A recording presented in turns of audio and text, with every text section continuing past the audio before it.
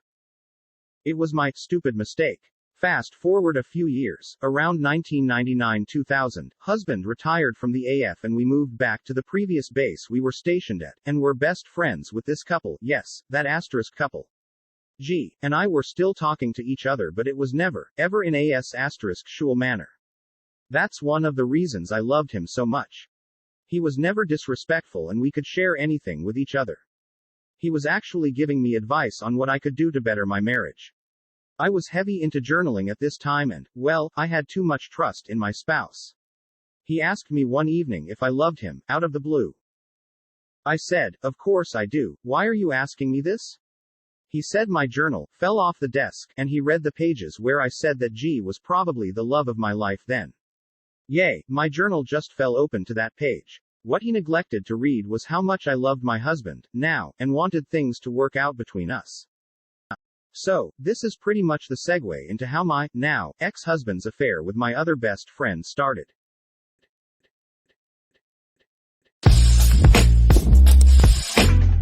So this may or may not be a long post. But to give a background on this story, I had went to a country-type bar and ended up meeting my now ex-girlfriend.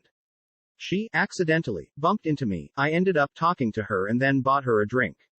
We ended up talking more and then I had gotten her number and asked her out on a date. We just kicked back at my place and had a few drinks and just talked, and that was that. Went out on a few more dates and I ended up asking her out. To fill in the blanks, I took her virginity a few dates in. To give some insight on her, she was raised in a very religious family and was pretty sheltered. Fast forward, we're at my place this past Saturday and I have my friends over 3, and she's also here.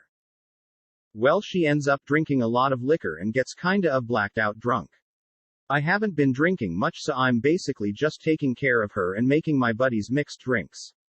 Keep in mind I'm in the army and I live in the barracks, sadly, so I get up with a few of my buddies to go to the kitchen and 2 of my friends follow me in there to get some drinks. As soon as we walk out, she shuts the door behind me, and since I'm in the barracks the door locks automatically and can't open from the outside. The kitchen, I don't think much of it since she likes talking to my friends one-on-one about her and I and wants the assurance that I like her. Well, a few minutes to by after we make the drinks and I knock on the door and my good buddy opens the door. He was inside my room still sitting on the couch when we went to the kitchen. About 10 minutes go by and she falls off the bed and says she needs to go to the bathroom. I carry her to the bathroom and I chill in there for a few minutes to make sure everything is fine. My other buddy ends up coming to my room, so I go and greet him. When I get to my room, my buddy who was in the room when the door closed tells me that my now ex-girlfriend said she was in the mood and wanted to have S**X, this and that.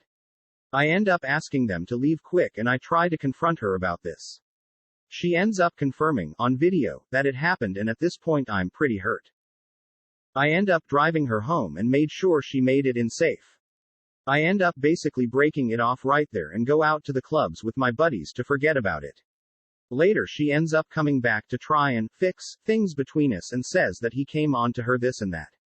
But I caught her in a lie during this story she's telling me, and then she comes clean saying how she was drunk and didn't realize what she had said and apologized over and over again.